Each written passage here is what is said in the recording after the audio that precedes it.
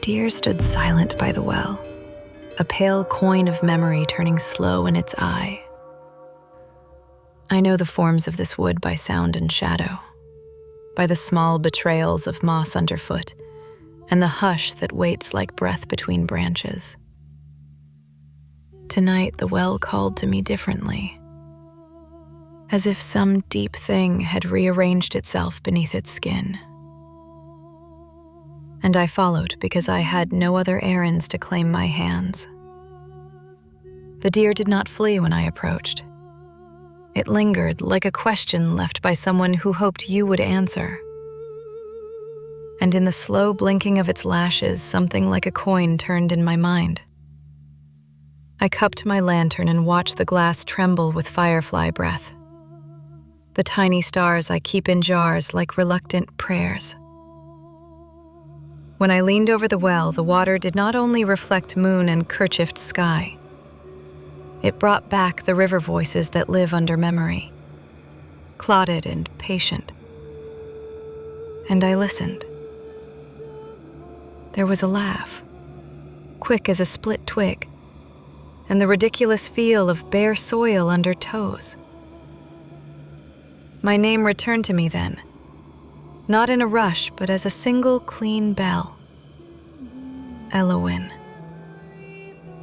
The sound fit like a hand, a place to rest, and tears, old as the forest's patience, rose without shame enough to burn my throat. I had been called many things in the centuries I kept vigil. Keeper, warden, custodian of glint. But the return of Elowin was a soft insurrection inside my chest that made the jars rattle with a new kind of hope. There remain rims of amnesia, blank edges where surnames and some faces have been braided out of me. But the single ring of my given name was enough to begin gathering beads of memory. The deer dipped its head as if to offer comfort, as if it recognized in me a kindred, patient spirit who also carried small, unremembered things between ribs. I spoke aloud to the water because I wanted the river to tie speech to sensation, to fix sound into the slow language of returning. I remember the taste of summer, I said, and the well replied with the distant scratch of a garden gate. I remember a hand, I whispered, and the deer lifted its face like an offering, sure and steady, and the well gave back the form of hands that once molded mine. That hand belonged to a laugh, and the laugh unfolded into a life that was both foreign and intimate to me, like a book remembered only by its margins. Intending, I had replaced parts of myself with ritual. Small acts of arranging jars had become the hours I could measure, and I forgot how to name the taste of cherries or the full sound of my own name. Yet the deer, with its pale ribs outlined against the fog, taught me a gentler thing. That memory returns in steps, patient and precise. Not all at once like a flood, but bead by bead like a rosary held to a palm. I cupped the lantern closer. The smoke smelled of old pages and tea, and the light trembled in a way that made the moss look soft enough to cradle a life. The forest listened. It always listens. And sometimes its listening is a kind of mercy, an acceptance that allows a name to be found again without being torn free. I said my name aloud again. Elowin. And the syllables wore over my tongue like a familiar ring, as if they had always belonged to some deeper architecture of me. With the name came images. A garden fence half fallen, the sound of a cartwheel on wet road, the feel of a shawl slipped over cold shoulders. The well's surface showed me these things as if it had been keeping them in a slow, clear patience, and in watching I was allowed to carry them back into my skin. The deer stepped forward, nose cold and certain, and pressed its forehead to my hand in a brief, steady benediction that steadied the surge of recollection. "You were given what you needed once," I murmured to the animal and to myself. "And you kept it. Now you let it return." There is a strange grace in being returned to yourself. It does not erase the small cruelties that have carved you, but it offers a map to walk with even when the road narrows. I stayed by the well until the moon settled like a coin in the canopy and the deer melted into fog, leaving only the impression of warmth on the earth where it had stood. When I walked back, the path felt less like a list of obligations and more like a series of small doors that could be opened if I dared touch the lock with the right key. My name. At the cottage, I set an extra jar on the windowsill. Not full of fireflies, but with a single pale moth I had found shivering by the hearth.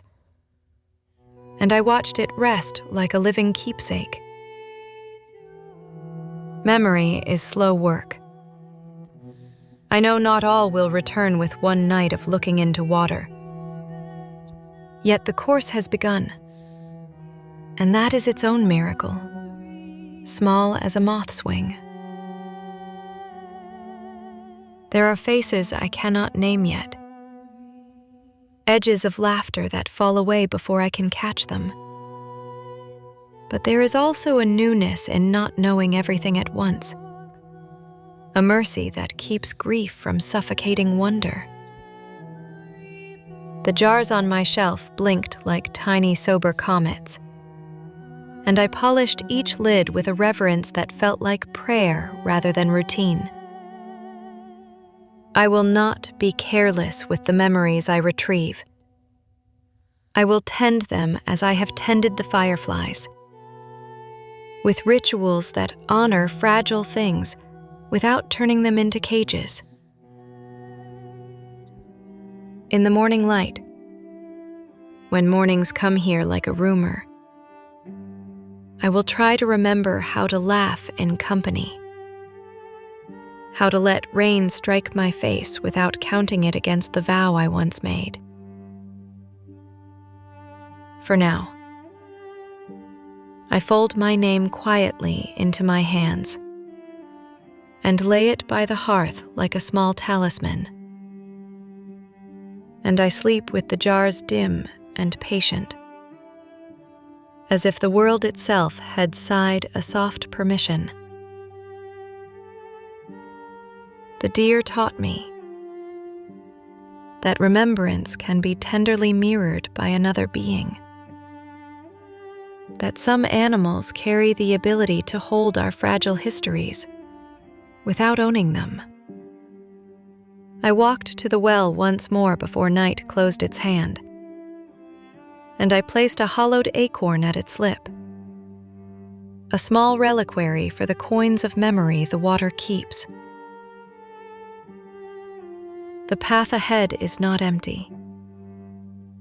Names will return like beads strung slowly, and each will ask of me a new kind of keeping.